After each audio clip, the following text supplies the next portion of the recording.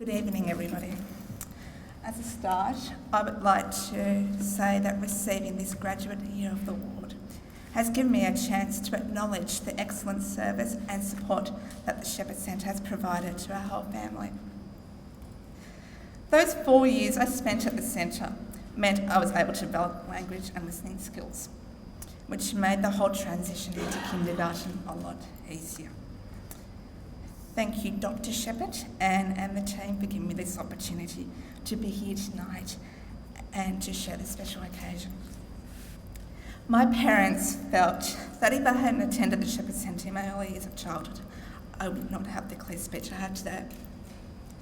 It was the dedication and positive direction given by the teachers, including the lovely Anne Fulcher, where is she? Oh, there she is. And the other staff at the Shepherd Centre, that helped shape who I am today. This was very good grounding for preparation for the cochlear implant, which I had at the age of 4. I spent the first 10 years of my childhood moving from one place to another due to my father's work commitments. Over the years, I had to move around to different schools. It was really hard, as I had to adapt to the new school environment and make new friends. In 1991, at the age of 12 months, I was diagnosed with a profound hearing loss by the Australian Hearing. During that time, my family and I were living in a small country town up on the north coast. My parents struggled to find appropriate support services, so they decided to move to Sydney, considering that the environment was an issue. This had brought a significant impact upon our family. We did many trips to the Australian Hearing in Chatswood for testing and getting spare parts for the hearing aids. They were very supportive and gave us useful information about the Shepherd Centre. From the age of 2, I spent 4 years attending the Shepherd Centre. Each week I attended playgroups and had one-on-one speech lessons with Anne and Joan.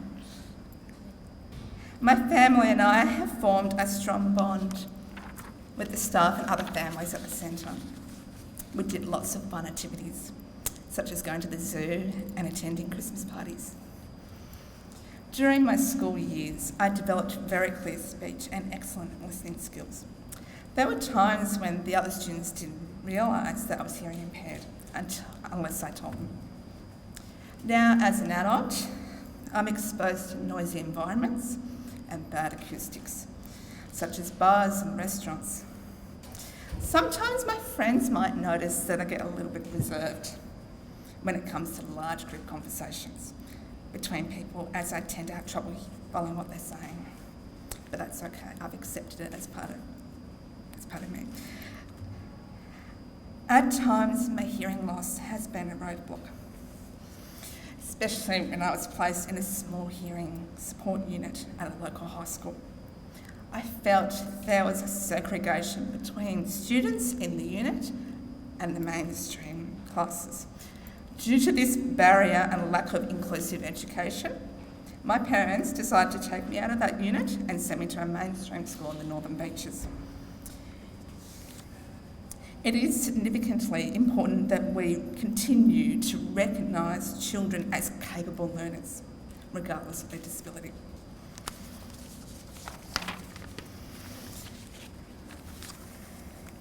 The achievements that I'm proud of today would be having the ability to speak and hear well. I feel that I'm very much a normal part of the hearing world, achieving milestones in life such as completing the HSC, getting into university and having a job.